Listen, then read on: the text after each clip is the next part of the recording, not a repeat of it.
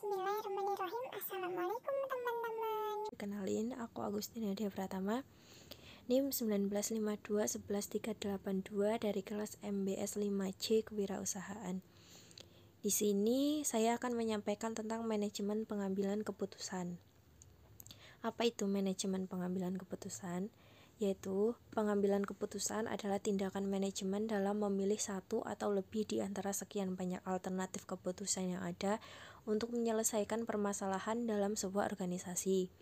Keputusan jika dilihat dari cara memperoleh informasinya dapat dikategorikan menjadi 4, yaitu 1. Keputusan referentasi merupakan keputusan yang dihadapi dengan informasi yang cukup banyak dan mengetahui dengan tepat bagaimana memanipulasi informasi tersebut.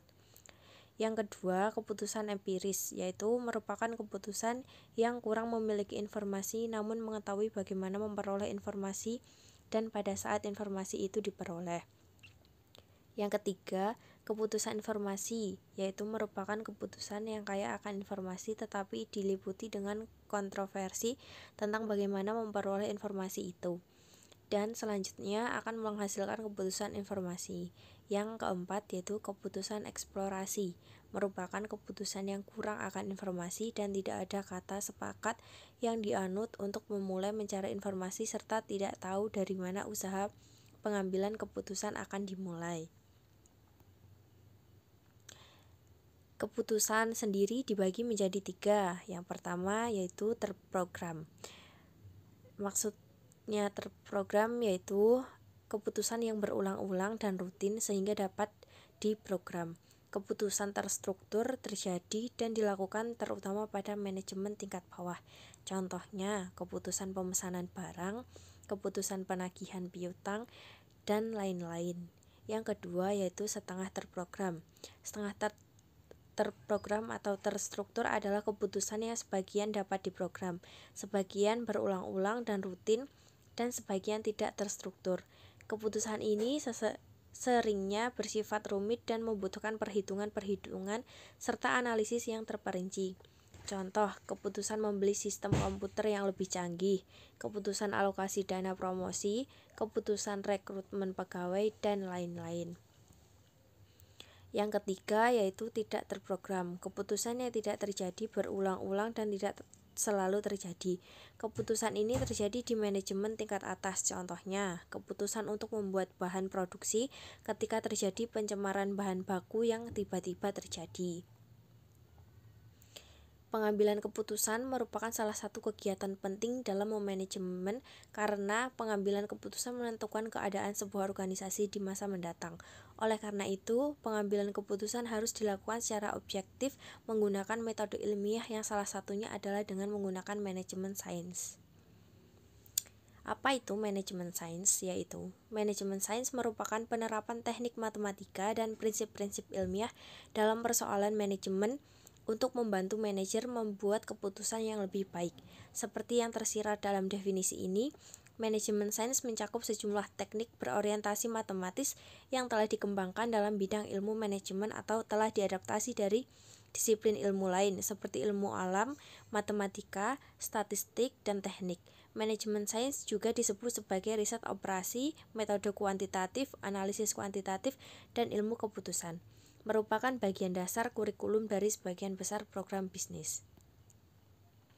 Langkah-langkah manajemen sains. Yang pertama yaitu melakukan observasi, mempelajari masalah-masalah yang dialami organisasi ataupun suatu perusahaan agar masalah tersebut dapat diantisipasi dan diselesaikan. Yang kedua yaitu mendefinisikan masalah.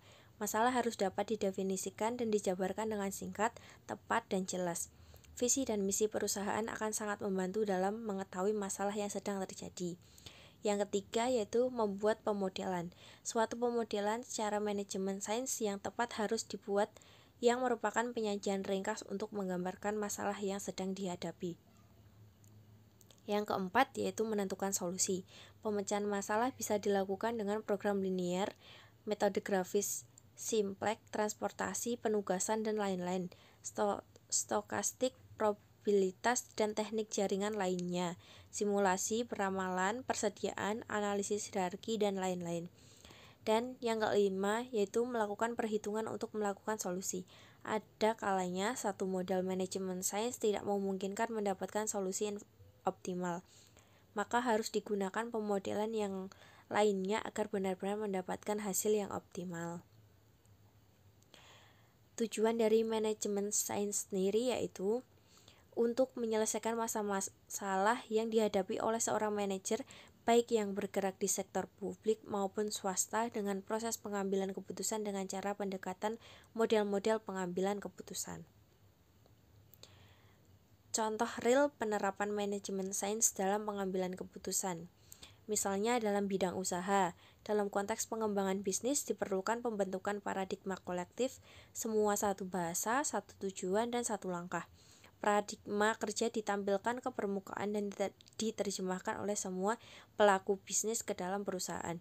Dengan paradigma dapat dicegah terjadinya kerugian-kerugian perusahaan melalui pendekatan kerja yang efisien. Pola kerja yang sinergis antar unit di perusahaan dibentuk lewat sistem koordinasi yang efektif. Sekian presentasi yang dapat saya sampaikan. Apabila ada salah kata, mohon dimaafkan. Terima kasih. Wassalamualaikum warahmatullahi wabarakatuh.